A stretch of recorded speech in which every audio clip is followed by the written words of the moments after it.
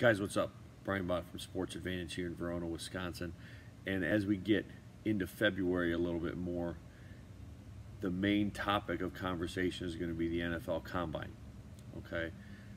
What we're seeing and what I've seen in the last 20 years of strength and conditioning are these combines are now starting to filter in to the high schools and filtering to the youth. And so everybody is using some type of evaluation measure to evaluate kids, whether it's colleges trying to evaluate kids if they're going to give them a scholarship, whether it's travel teams, AAU teams trying to evaluate kids on who they're going to pick, whatnot. Now, skill development isn't the only thing we're looking at. We're looking at testing variables and things like that as far as whether or not kids are going to get picked.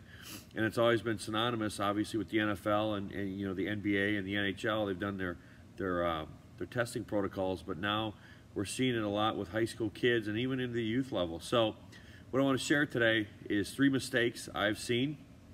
And again, I've been doing this a long time. I was at UW for 13 years, saw 13 different pro days, prep guys for the combine, saw guys run sub 4.3s in the 40, sub 4.0 in the pro agility, sub 7, even sub 6.6 in the L drill. Saw guys vertical jump over 40 inches and bench press 225 over 35 times. So have seen it, have learned how to prep kids for it, and so I think we have a really good plan for how we do it here with our kids.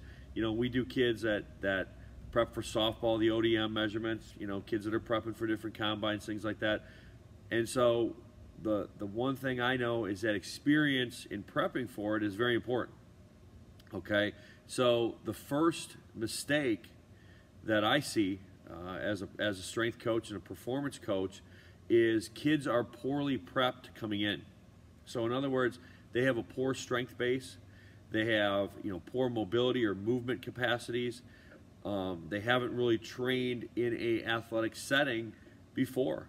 And so if you're looking to find someone to prep your kids or prep your athletes for this, understand that in 4 to 5 weeks, strength coaches are going to have a hard time prepping an untrained athlete. So we're going to make some gains, but at the same time, they're not going to be the gains that these kids could make had they had a great strength training base. I'll use a great example. What we see in college a lot is, the kids will train, they'll go through the program and whatnot, and then all of a sudden they finish that bowl game their junior or senior year, whenever they're going to leave for college, and all of a sudden, holy smokes, I got to get my diet dialed in right. I've got to get, my sleep patterns taken care of. I've got to get my hydration up. I got to make sure that I'm doing all the right things, and then when I train, I get there early to make sure that if I got to see the trainers, if I got to do supplementation, whatever it is, that's how they view it. Guess what, guys? That's what you should be doing all the time. Okay, if you want to be a great athlete and you want to hit all these measurables that you want, from the minute you start training, okay, every training day has to be with some type of purpose. Okay, and every day as far as nutrition has to have purpose. Every day with hydration, with sleep, things like that. You can't go 3.5, 4 years of college getting 5 hours of sleep and then all of a sudden try and turn it on in the last six weeks when you're doing your combine prep. It just doesn't work.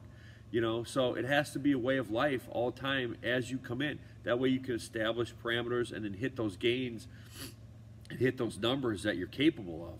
So again, athletes, as you're prepping for this and thinking about this, okay, you need to train with a purpose every single day. There's no getting around it.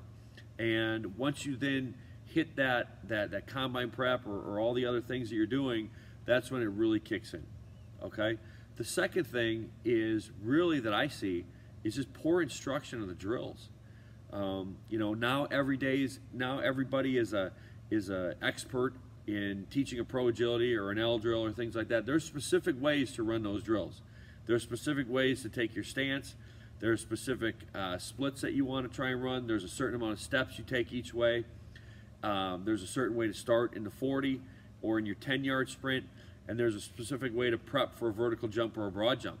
And at the end of the day, all these new gimmicky things that people are trying to pull out to try and get parents to write checks for them, unless you have someone that has done it, and unless you have a person that has done it for a living and has really pushed the envelope on how to train kids, how to taper them, because there is a tapering factor that goes into it to make sure they're ready to go. Really take an inventory on who they've worked with, what their specialization is, and what the results are that they've had with kids.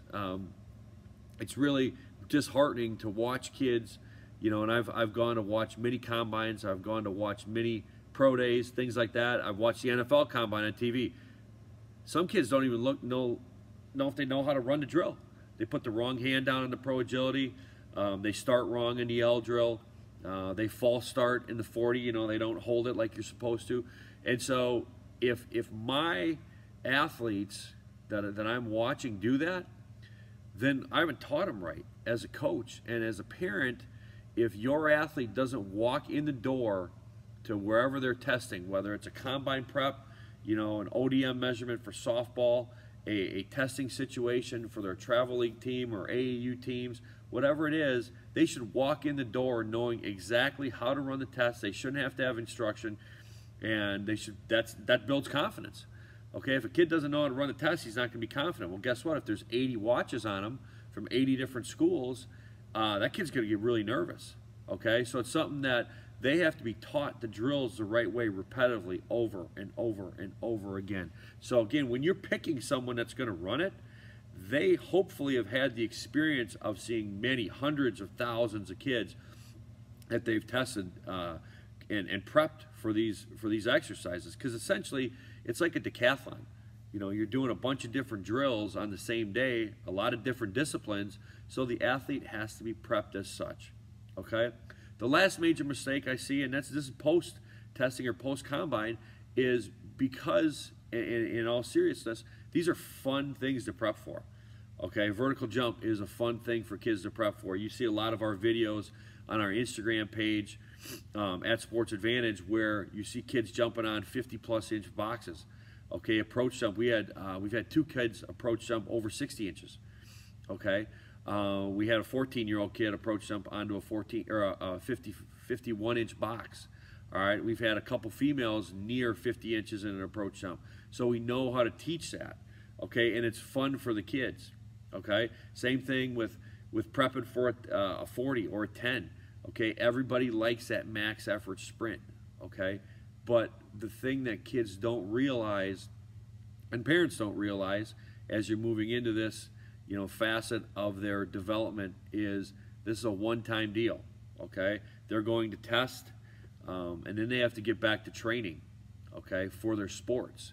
So that's the third major mistake that I see, is that kids like training in that environment so much because they see, immediate gratification, that they gravitate to it. I don't want to say it's easier, but it's different, all right? Prepping an athlete for a football season is completely 100% different than prepping them to test for the NFL Combine. There's virtually nothing similar to that. Now, you can run the pro agility for conditioning. You can run the L drill for conditioning. You can run 40-yard sprints for conditioning and developing of speed. You can do, rep maxes on your bench press or in your other strength exercises. But we're not gearing an athlete, okay, when he's prepping for, fall camp to do those drills. Okay, fall camp is excruciating on the body. Okay, and the older you get, the more excruciating it gets because it's more physical. There's more time, things like that. So an athlete has to be prepped for that. Okay, so the third major mistake, like I said, is kids want to keep training like they're doing a combine prep. Okay, so again, to review the 3 major areas that kids as athletes, college kids, baseball, softball players, AAU basketball, whatever it is, always train with a purpose. Okay, always come in prepped and ready to go. All right, so you have to have a great strength foundation. You have to have good mobility and stability in your joints. Okay, nothing really changes from any of the talks we ever give. Okay, the second thing is make sure you have someone that's going to teach you the drills correctly with some experience. Okay, I'd be really weary of, some kids that just got out of college that have just opened their own gym for a year and are selling, combine prep. Okay, who have they trained? Just because they've gone through it doesn't mean they know how to train it, okay? Because every athlete is different. You have to see the little intricacies as far as maybe a kid's fatigued, maybe he looks a little tight, maybe he's not getting out of his brakes quick enough. Maybe he's grabbing his shoulder and all of a sudden you throw him on a 225, prep and things like that. You have to have someone with experience and that's had results, okay? And the last thing is, after you're done, you have to get back into your prep for your seasons.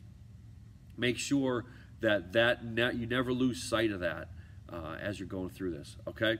So as these combines come up, we get a lot of questions, things like that. We do run combine preps, both individually, and we run different sessions for kids, so that's available. Check our website at www.sportsadvantage.com. Follow us on Instagram at sportsadvantage. And again, you have any questions, feel free to email me, Brian at sportsadvantage.com. We can answer all your questions, even if you don't live, near us. There's no secrets in what we do. We want to help kids, and we want to have kids get the best results, okay? So again, as your kids are prepping for their combines, prepping for their summer training, things like that, make sure you keep these things in mind. Have a great day.